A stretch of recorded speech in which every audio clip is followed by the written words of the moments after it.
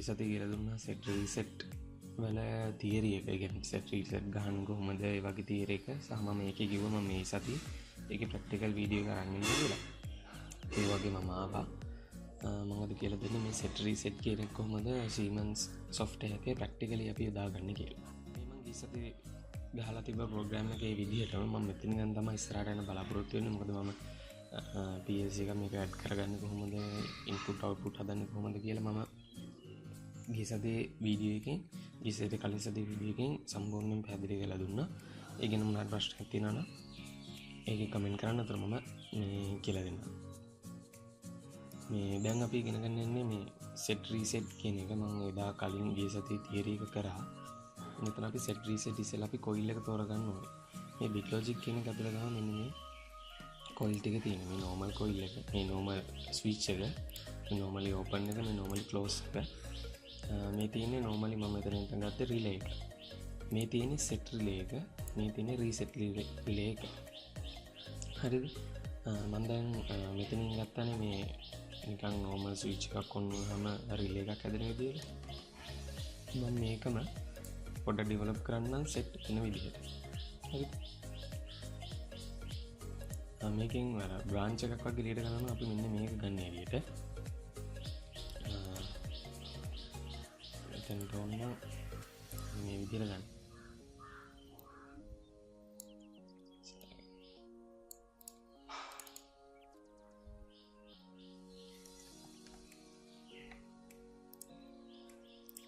හරිද? මම කරේ මෙතනට ඉන්පුට් එකක් දැම්මා i0.0 q0.0 එකක් මම රිලේ normal රිලේ එකක් දුන්නා. මම මේ i0.0 කියන ස්විච් එක ලැච් කරා q0.0 කියන රිලේ පොයින්ට් එකේ. හරිද? එතකොට වෙන්නේ අපි බලමු. හරිද? මේක මම ඇඳගත්තා. මේ දැන් අපි මේක ටෙස්ට් කරලා බලමු මොකද මේක.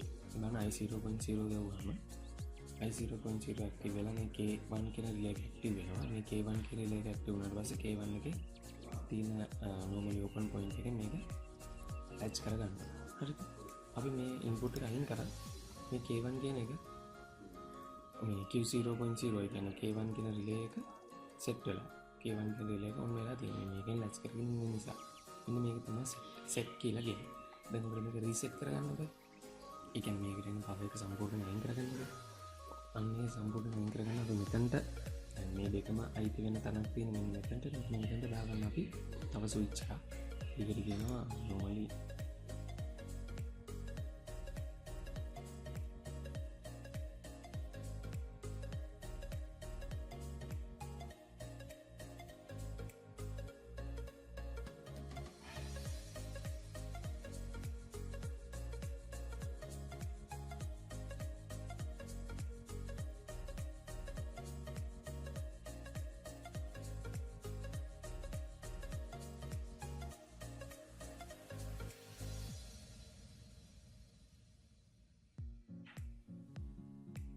හරි. මම දැන් මේ සර්කිට් එක ඇඳගත්තා. මේ සර්කිට් එකේදී මම කරේ මෙන්න මෙතනට normally close point එකක් දැම්මා.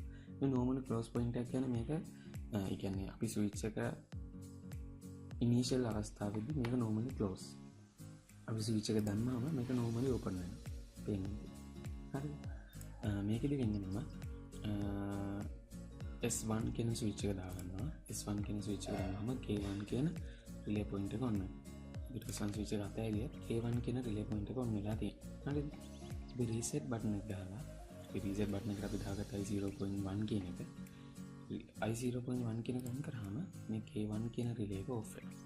මෙන්න මේක තමයි set reset කියන්නේ. දැන් මේ වගේ එකක් තිබ්බම සාමාන්‍යයෙන් බලන්න අපිට ස්විච් දෙකක් වගේ ගිහිල්ලා මේක මෙතන ලැච් කරලා ඒ වගේ යන්න ගියාම ටිකක් සංකීර්ණයිනේ.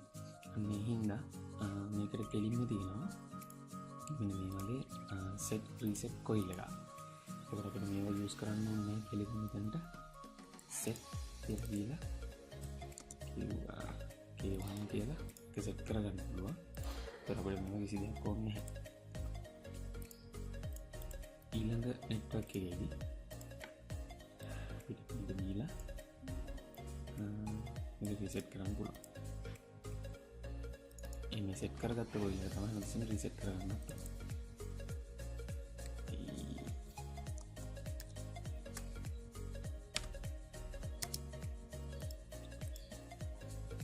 i0.1 වලින් මම මේක රීසෙට් කරා. මම එතකොට